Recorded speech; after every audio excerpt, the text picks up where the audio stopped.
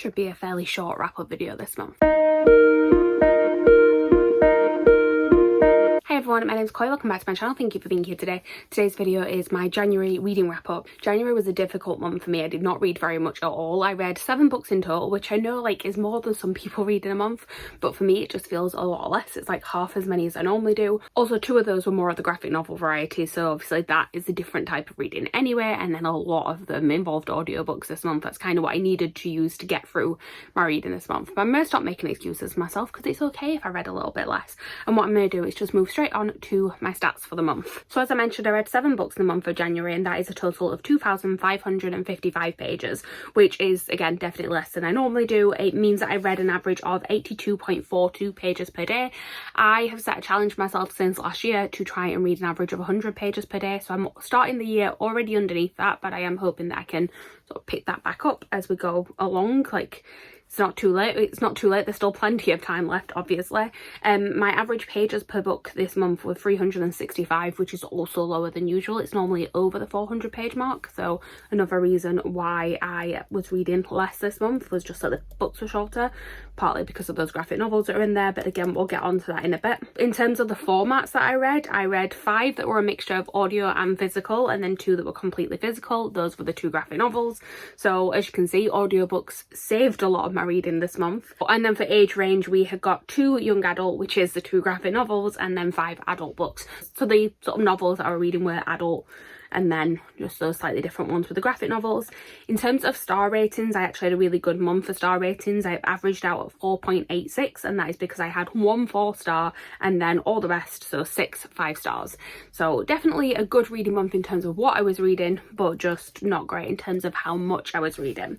So I think that is pretty much all we need to know for stats. So what I'm going to do now is just actually talk you through the books that I read and give you some of my quick thoughts on them. So I like carefully picked which book I was going to read first this month because I wanted to make sure that the book that I read first was a book that I thought I was going to really love, with it being the first book that I read in a year. The last couple of years I've sort of binge read a series in the first couple of weeks, and they both ended up being like favourite series of all times.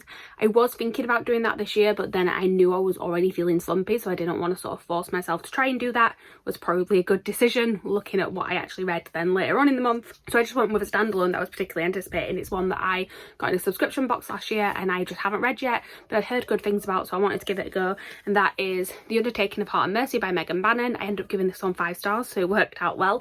I really enjoyed this book. So it's sort of a cozy fantasy romance with a enemies to lovers situation. I don't know if you want to call it enemies, they just don't particularly get on very well at the beginning. So it's our 2 protagonists, we've got Heart and we've got Mercy, and basically their jobs mean that they have to interact a little bit. Mercy works at an undertaker's that is run by her family, and Heart works in sort of like a law enforcement type role, and he ends up having to sort of bring business to Mercy. Whenever he goes to her particular establishment, there is a lot of banter that happens between the 2 of them. It's then also got a sort of you've got mail type situation going on here, where there are letters that are being written to each other, but they don't actually know that they are to each other. And it was just a really adorable, cute romance. I really liked sort of the banter between the 2 of them. I liked sort of seeing their relationship go from this sort of dislike to actually liking each other as it went along. I enjoyed the sort of fantasy elements of it. This is a sort of cozy fantasy that I wanted. Like, it was more about the characters and the relationship, but there was still enough in the fantasy part of it that I was invested in that world, but it wasn't sort of so overwhelming that it was like this really like epic high fantasy that I really needed to know lots and lots about the world building to be able to get into it. It felt like the world building was done in a very sort of natural way, where you just found out the stuff you needed to know as you needed to know it. It wasn't, like I said, overly complicated in any way. Basically, I just really enjoyed this book and glad that I read it. Gave it 5 stars. We'll be looking at reading more things from this author in the future. Part of the reason why this is going to be a short video is that a lot of the things I'm actually just going to talk about together, because I read a couple of first and second books in a series, like rereads of first books, so I could carry on with the second book. The first one being the 2 graphic novels that I read, and it was the Fangirl manga. I say graphic novels because these are technically like in a manga style, but they're also not, because they read like front to back like a graphic novel does, so it is a little bit different, because it's sort of like a hybrid between a manga and a graphic novel. And these are based on Fangirl, the book by Rainbow Rowell, which I've read a few times now, and I read the first one of this when it first came out a few years ago, got the second one for Christmas. I thought it'd be a nice easy read because I knew I was slumping.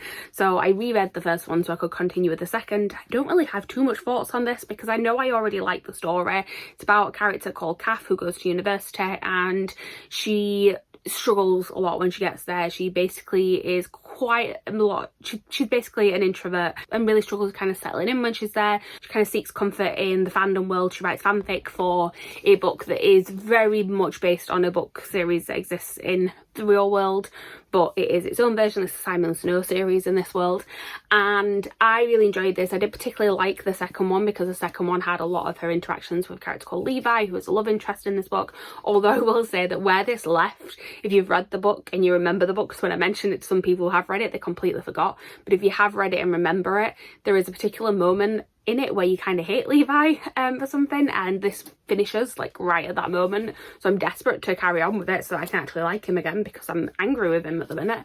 But I really enjoyed this. I do really like the art style as well, and I feel like it just works really well for this book. Like, this medium works really well for this book, so I gave them both 5 stars. 2 more that I'm probably going to talk about together because one of them was a reread. So the first one that I read was Ninth House by Leigh Bardugo. This is the first book in the Alex Stern series, and then the second one that I read was Hellbent by Leigh Bardugo. This is the second book in the series. Ninth House came out in 2019. We've had a bit of a long wait for Hellbent to come out, but it came out this month, and I knew I needed to read it quite quickly, but I also knew that I didn't remember enough of Ninth House to be able to carry on with it. So I did my reread. I listened mainly to the audiobook, but I did read along a little bit as well, and I'm really glad that I did reread it because, one, it actually made me appreciate this book a lot more than the first time I read it. The first time I gave it 4 stars, I'm now giving it 5. I really enjoyed this. I think it was a really good setup book. I like Alex as a character. I like sort of the world of all the secret societies at Yale, because I haven't actually said that's basically what it's about. It's set at Yale, where there are, in real life, all these secret societies. In this world, these all exist and they all have some sort of ties to the occult. And basically there is the Ninth House, which is the Leafy Society, which is who Alex works for, and they are kind of keeping an eye on all the rest of the houses and making sure that they don't do anything too ridiculous. And in the first book, her mentor sort of recently disappeared. There's some deaths that are happening on campus. There is like a little bit of a murder mystery element to it. I really enjoyed this one. I was a bit worried about going into the second one as to whether or not I would still enjoy it. I know it is the middle book in a series and that can always be an issue. I actually found this really didn't suffer from middle book syndrome because it felt like everything that was happening in the story was very integral to the progression of the trilogy. There was a lot about her mentor Darlington, who is a character that I was really intrigued by from the first one, so I'm glad that we got more about him. And yeah, it just felt like, I can't obviously say too much about what the story was, but the story just felt very necessary, like in the setup, and I think the third one is going to be fantastic. It felt like it was leading to a really good place. And also I liked that I felt like you got more of the other characters in this. I felt like you got to see a lot more of the other characters separate from, well, not necessarily separate because it was kind of told from a way where you saw them alongside Alex, but I just felt like she interacted with a lot of them more, so you sort of saw a lot of other characters and it became this nice sort of ensemble piece as well. And I just really enjoyed it, and I really hope we do not have as long of a wait for the third book. Again, I've got 2 more books to talk about, but I'm going to talk about these separate because they are completely different books. The first one being another reread. A lot of my books were rereads this month as well. This one being because I was rereading it for a book club read along that I am a host of. So I'm a host of Christopher Long. We had our first live show this month, and for that I reread Nevernight. So this is the first book in the Nevernight Chronicle. I read this series a couple of years ago. I gave them all 5 stars. This is still a 5-star. I found myself just really enjoying it this time, like knowing where it's going, seeing the little bits of foreshadowing that are happening was very interesting. I did find that I'd forgotten some things as well though, which I feel like because I read it for a book club this time, I sort of made notes and I was like, oh yeah, this is like more to think about, and I really enjoyed that part of the reading experience. That character called Mia, who basically as a child witnesses some not great things happening to her family, and she decides as a teenager to go and join this assassin school which is called the Red Church, and in order to learn to be an assassin so she can kind of get her revenge. This first book is set during her time training at the Red Church, and it is just about what happens there, and I'm not going to tell you too much else because I think it's better just to read it and see. But I really enjoyed this book. I do like J. Kristoff's writing style and his sense of humour that comes through in the books, and there's not really much else to say because I said quite a lot on the live show. I did particularly enjoy the reread this time though, because I read along with the Litjoy versions, which I put away, which is why I'm not holding it up at the minute. And also, to be honest, you hold it up on camera and it just looks like a black void, like you can't really see the details on it. But the Litjoy versions do have annotations from J. Christoph, which were very interesting, especially sort of preparing for the live show, because I was able to make notes on some of the annotations as well. Also, there was a lot of like things about the foreshadowing in there, so it's going to be very interesting to read the rest of them and see that all sort of come together now, after having him sort of point it out as I was reading along. So yeah, 5-star, obviously. So you may have noticed everything I've held up so far is a 5-star, and I only actually have one book left to talk about, so this is obviously the 4-star of the month. That being said, I still really enjoyed this book. It just wasn't quite like the perfect book for me, and also it did take me a while to read it. I don't know if it was, but I don't know if that was sort of me struggling to get into the book or just me struggling to read in general. It could have been either way. I don't know if it was a book or if it was me, but the book is The Wisteria Society of Lady Scoundrels by India Halton. So this is a historical fiction with some romance in it, but also like a little bit of magic and pirates. It's a bit strange to explain. Basically, there are this bunch of women in the Regency era, and they're all sort of like, well, most of them are sort of older, although the main character is younger and she's trying to sort of join the society a bit more. But most of them are sort of older, a little bit bored in their lives, I think, as you possibly would be in Regency England. And they have this society called the Wisteria Society of Lady Scoundrels, where basically they are pirates, and there's just like magic things in here that I wasn't necessarily expecting. Like, none of it was really explained. I don't think it necessarily needed to be, but I also like found it a little bit hard to get into at times because of that. I'm like, just like, okay, so this is flying now, okay, that's a thing that happens. I felt like I could have done with just a little bit more explanation. It took me a while to fully settle in this world because I kind of wasn't sure what was going to happen at any point, like what could happen.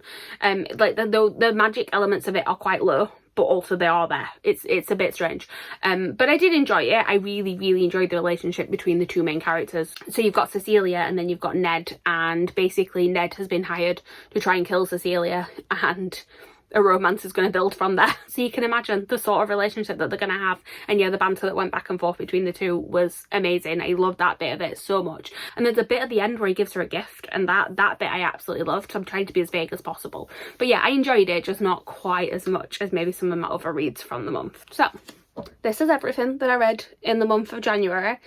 You know, it's not very much when I can actually hold it up really easily for the thumbnail. But although I did definitely slump a little bit, I'm feeling better going into February. I'm like a couple of days into the month and I've nearly finished a book. And to be honest, I would have finished it if I wouldn't have been so busy. But you know, I feel like I'm gonna be okay. I'm gonna like move past this slightly slower start to the year. But you know, still read a lot of things I enjoyed, so it's still fine. Try not to put too much pressure on myself. But yeah, I think that is everything. Thank you guys for watching. Please like, comment, subscribe, all that good stuff down below. Let me know what your favourite book was that you read in the month of January, and I will see you guys soon with a new video. Bye.